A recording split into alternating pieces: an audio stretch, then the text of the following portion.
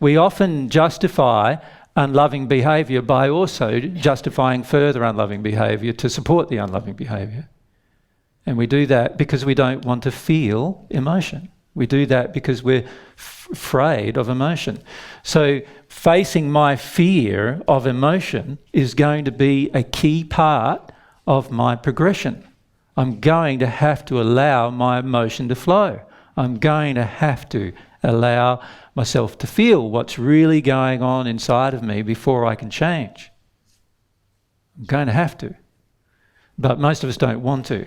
So what we do when we don't want to is remarkable, because we manufacture a whole set of false beliefs to prevent ourselves from feeling emotion.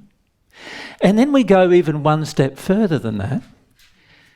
We also manufacture false emotions in order to prevent the real emotions. Right, that's pretty sneaky, isn't it? Right?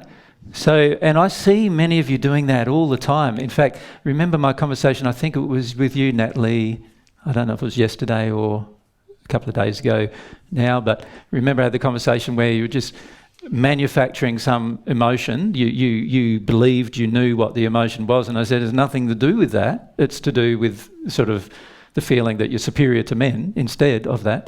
Well, this is an example of where, we manufacture emotion because it's more pleasant, if that could be said, more pleasant to feel the manufactured emotion than it is to feel the real one.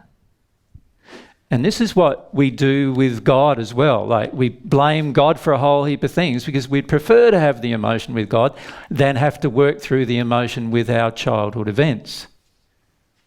We do the same thing. It's just a lot of it's manufactured. It's choice that we're making.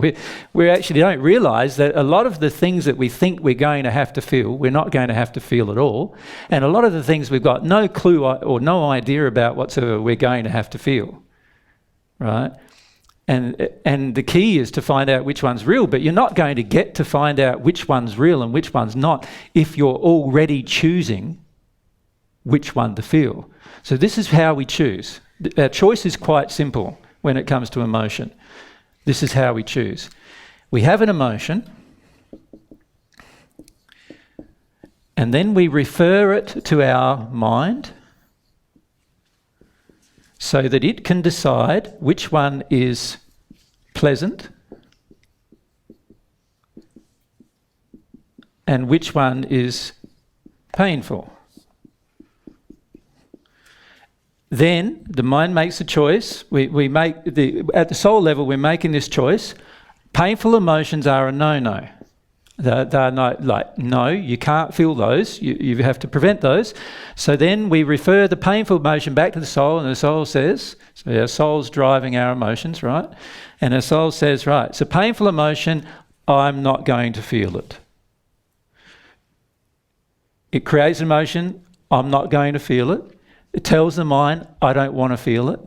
And so what does the mind do? Construct a whole heap of belief systems to support the fact that the soul doesn't want to feel this emotion.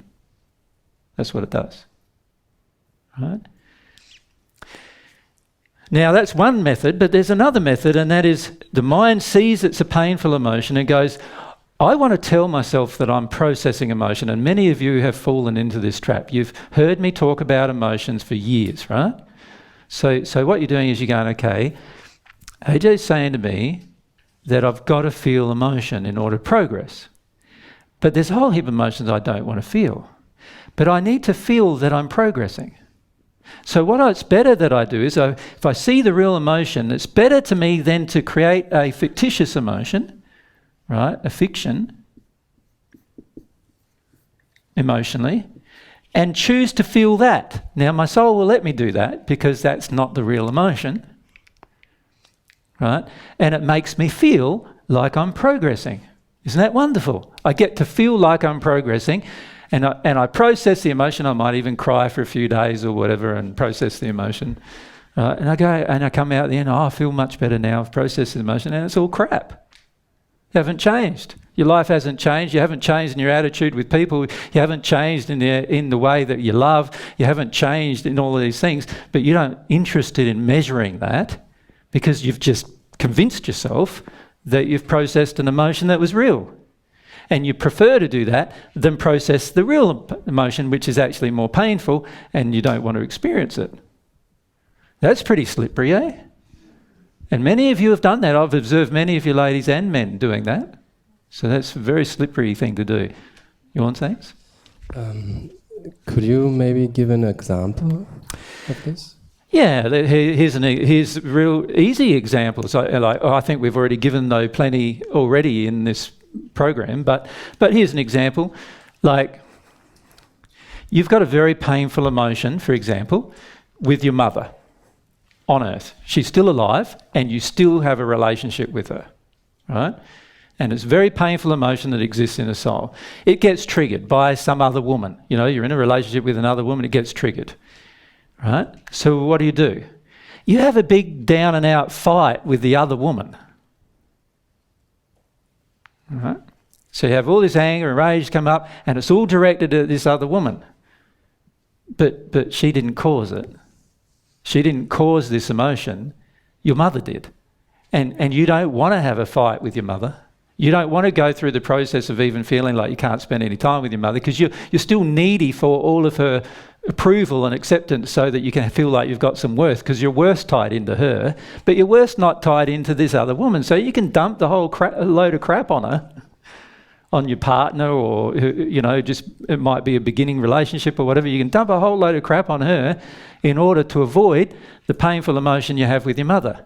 And then not only that, we even go worse than that. We go home to mummy when the relationship breaks up and tell her how much of a bitch that other woman was, right? When actually it was the mother who created the problem. And we're unwilling to feel it. Like, isn't that really clever? It's clever, a way of avoiding our emotion, you see. Right?